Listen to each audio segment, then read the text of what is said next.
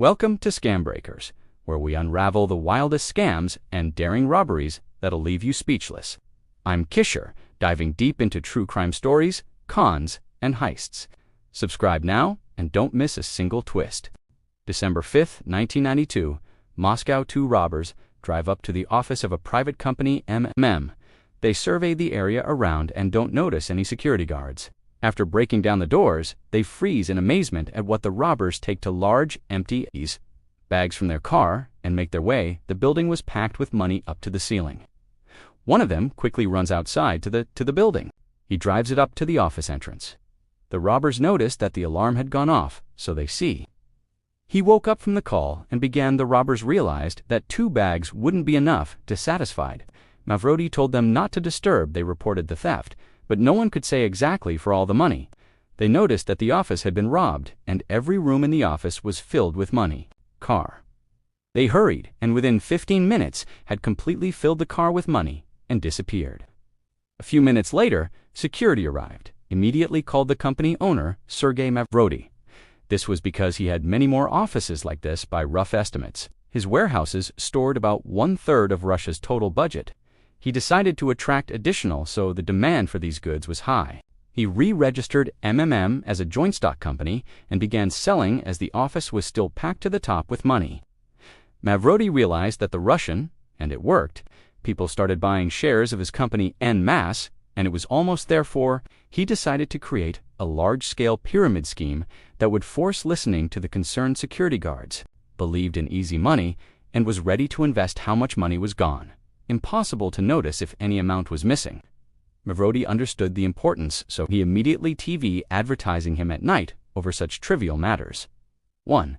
This is a story about how an ordinary mathematician robbed 15 million. The commercials showed how different people, from ordinary working men to Russians of $80 billion. In the early 1990s, Sergei Mavrodi, along with his brother and partner, registered the company MMM. The name was an abbreviation of the founder's initials, and would later become a symbol of one of the largest financial scams in history. Moreover, after the collapse of the USSR, there was a shortage of computers, and quite initially, Mavrodi was involved in importing and selling computer equipment. Successfully, as he knew how to effectively attract buyers' attention with provocative advertisements, copy machines, and printers in the country. Since his company was quite successful and popular, investments from other people, real company shares, hoping that it would soon bring large profits. Population was financially illiterate in his business. 15 million Russians to invest in the company. Of advertising, and was skilled at manipulating mass psychology, launched a massive PR campaign for MMM shares, which was broadcast throughout the country. Pyramid scheme advertisements were everywhere, on television, radio, in newspapers. Took up 25% of airtime. Elderly pensioners were buying company shares and receiving incredible profits. Almost every citizen saw such advertisements several times a day. If someone happened to avoid TV advertising, they would definitely see MMM posters and billboards with audacious slogans that were in every Russian city. To gain even more public trust and create an image of a successful company, how did the MMM financial scheme work? Mavrodi even organized days of free metro rides for everyone. The poor population couldn't get enough of such generosity and believed in the success of the company and its owner. Promising the organization offered people to buy shares at attractive prices. But essentially, these were just colored shares with a nominal value of 1,000 rubles. This became a strong motivation for attracting, so MMM offices opened in every major Russian city. Almost fantastic returns. The company's success was explained by the simple principle Mavrodi turned into a real messiah for ordinary. The company paid its investors large sums. The shares quickly grew in value following the principle, although their Sergei was arrested and accused of fraud, and the payments stopped. Millions of a pyramid scheme. New investors' money was used to pay those who invested earlier. Amounts involved grew larger. Public love was off the charts.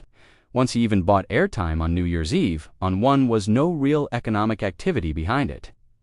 Mavrodi convinced investors that his release would allow payments to resume and ensure he was to prevent future law enforcement raids. Mavrodi threatened politicians that, with issued in paper form, began selling on February 1, 1994. Over time, the shares grew 127 times in value. So, the authorities were frightened, and people the New Year's greeting and the fact that papers without legal obligations, claiming that their value would increase, but this never happened. Weeks passed, but the shares didn't grow, and from then on, Mavrodi had even more public support today. They're worth more than yesterday.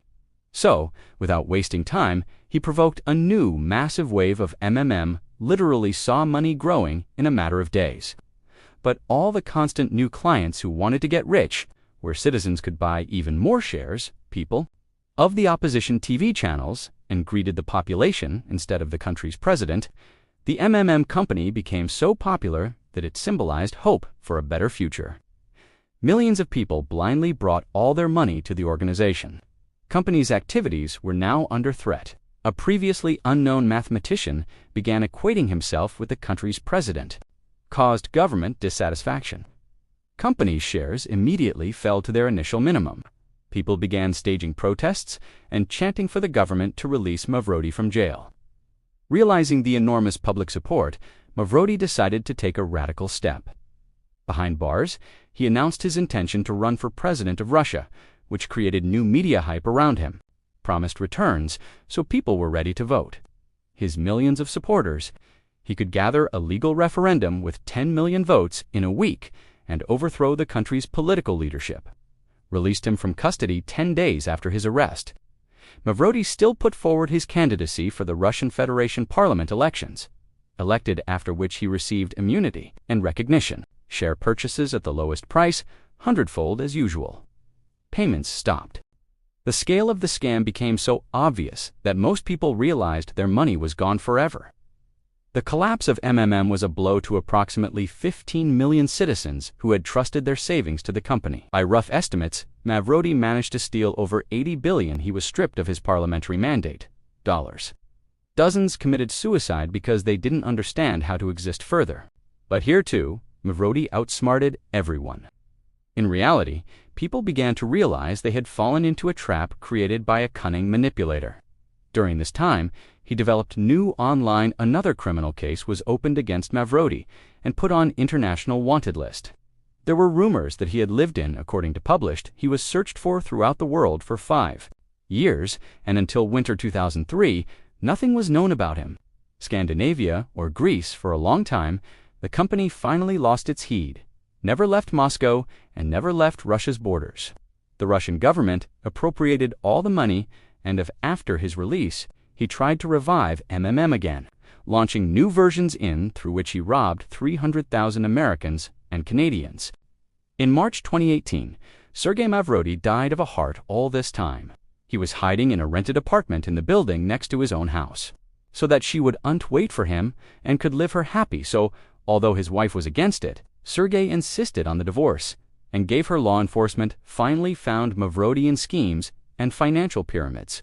But following a tip from someone in his circle, year after year he was kept behind bars and dozens of premises filled to the ceiling with stolen money.